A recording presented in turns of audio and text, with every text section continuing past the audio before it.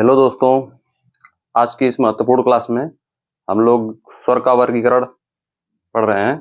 तो स्वर का वर्गीकरण हम लोग कल की क्लास में किए थे मात्रा के आधार पे। मात्रा के आधार पे स्वर का वर्गीकरण। तो मात्रा के आधार पे स्वर 3 प्रकार के होते हैं: ह्रस्व स्वर, दीर्घ स्वर और प्लुत स्वर।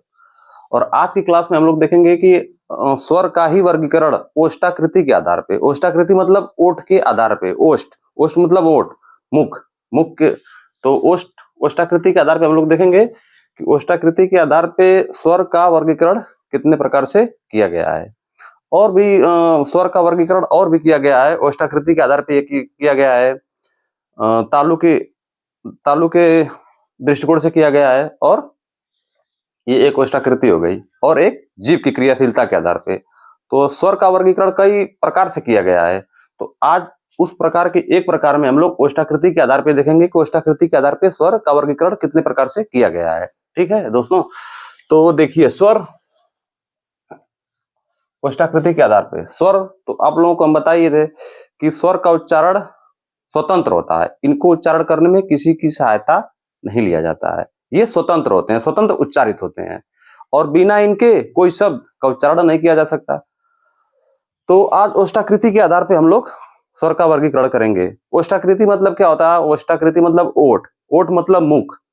मुख जैसे हम कोई चीज बोलेंगे ओष्ठाकृत के आधार पे कि वो कैसे उसका वर्गीकरण किया गया है। ठीक है, तो देखिए ओष्ठाकृति के आधार पे स्वरों का वर्गीकरण 2 प्रकार से किया गया है।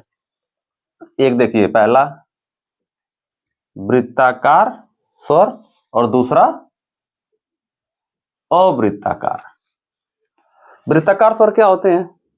वृत्त, आप लोग वृत्त जानते होंगे। वृत्त मतलब वृत्त मतलब देखिए गोल, है ना, एक गोल। वृत्त मतलब गोल ऐसे।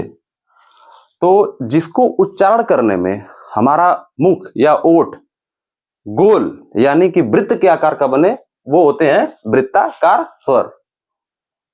जिनको उच्चारण करने में हमारा मुख या ओठ वृत्त के आकार का नहीं हो, वो अवृत्ताकार स्वर। तो वृत्ताकार स्वर कौन कौन से होते हैं? किनको उच्चारण करने में हमारा ओठ जो है, ओष्ठ, वो वृत्त के आकार की बनता है। देखिए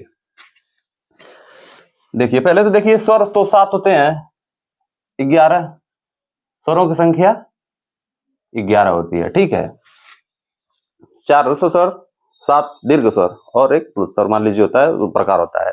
होते 11 ये स्वर हैं। ठीक है, तो 11 स्वर होते हैं। देखिए वृत्ताकार स्वर कितने होते हैं? उ, बड़ा उ, ओ, औ।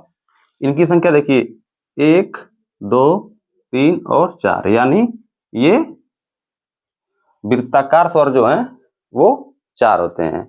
और 11 में से अगर 4 घटाएंगे, देखिए 11 माइनस 4, देखिए 7 जो है वो अवृत्ताकार। देखिए 1, 2, 3, 4, 5, 6, 7, यानी 7 जो है 7 स्वर अवृत्ताकार होते हैं और 4 स्वर वृत्ताकार होते हैं। अब वृत्ताकार क्या होते हैं? वृत्ताकार तो हम बताए ना, जैसे कि ओठ की आपकी आकृति वृत्त के आकार की हो जाए। वृत्त मतलब गोला, ऐसे गोल। अवृत्ताकार मतलब जो गोल ना हो।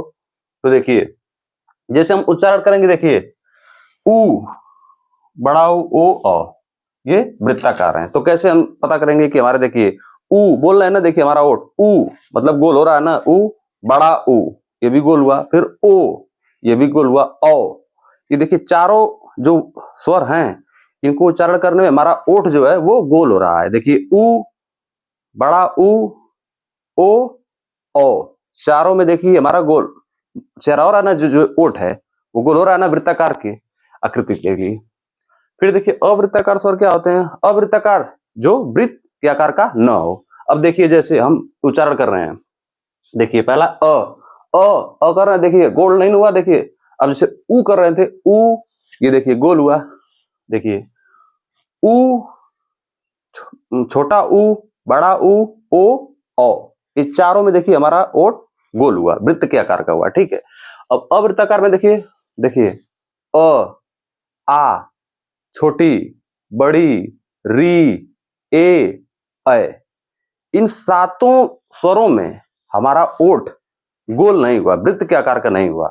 तो इसका मतलब क्या है कि ये अवृत्ताकार हो गया। जैसे परीक्षा में अगर आ गया कि ओष्टाकृति के आधार पे ई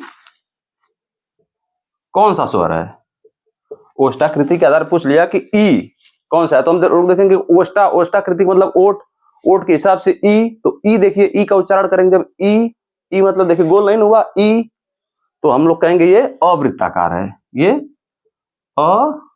अवृत्ताकार स्वर। ठीक, जैसे एग्जाम में पूछ दिया कि बड़ा ऊ कौन सा, ओष्टाकृति के आधार पे बड़ा ऊ कौन सा स्वर है, जैसे देखिए बड़ा ऊ ये स्वर है कौन सा, तो हम लोग देखेंगे ओष्टाकृति मतलब ओट, तो देखेंगे ऊ, बड़ा ऊ, ओ, औ, ये चारों जो है ये वृत्ताकार है। तो देखिए ऊ करेंगे, ओट की आकृति गोल हुई ना ऊ, तो देखिए ऊ जो है ये वृत्ताकार स्वर है।